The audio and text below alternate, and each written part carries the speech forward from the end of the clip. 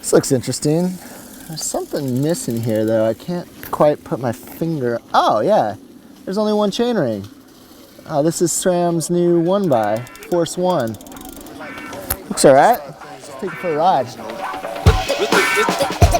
This tune is a rhythm tune. So me personally, I've always been enamored with the single chainring idea. I've raced cyclocross on a single ring for years. So far on this ride, I haven't found my left hand reaching for a shift lever yet. So obviously the biggest concern with the 1x system on the road is the range of gears, particularly climbing gears. We've been climbing here for about 10 minutes. I'm on a 42 chainring with an 1136 in the back.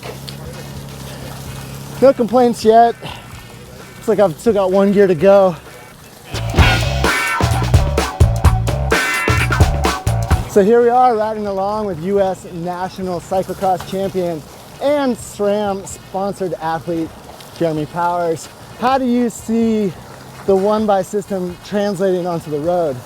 I mean, I think it's a very simple system, and I think that the thing that's cool about 1x altogether is that, you know, I'm a cyclocross racer, but I primarily train on the road. I motor pace with this system. I'm doing off-road work, and on my home bike, I use a 46 1132. I've had a lot of success with all of those applications. I think it's a really nice way to kind of bring the simplicity and all of the positive things that CX1 had and bring it over to the roadside and let everyone else enjoy that as well.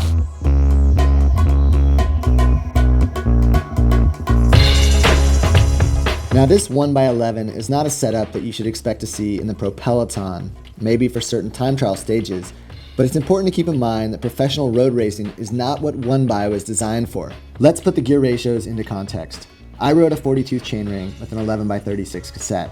That's not road racing gear range by any stretch, although SRAM's widest ranging 1x cassette will offer a 1042, which they claim reaches 97% of a Y-Fly compact drivetrain of 5034 and 1132 cassette. Using a 40-tooth chainring, which is what I rode, the highest gear possible, a 40x10, has a ratio of 4:1, which is just a little under 53x13 using traditional chainrings, or 50x12 on a compact crank. To put it another way, 40x10 at 100 RPM is 50.7 kilometers per hour, which is about 7 kilometers per hour or slower than an equivalent cadence on a compact ratio of 50x11. At the other end of the spectrum, if we look at the easiest gear my bike was equipped with, 40x36, at a cadence of 70 RPM, I'd be at just under 10 kilometers per hour, which is only slightly slower than a compact setup of 30x27. So what does all of this mean? It means that when using 1x, you might lose a bit at top speeds, but your climbing won't likely be affected. All right, well that was 40 miles, 3.5 hours over some pretty challenging terrain. First impressions of the SRAM 1x. I was on a 40-tooth chainring with an 1136 on the cassette.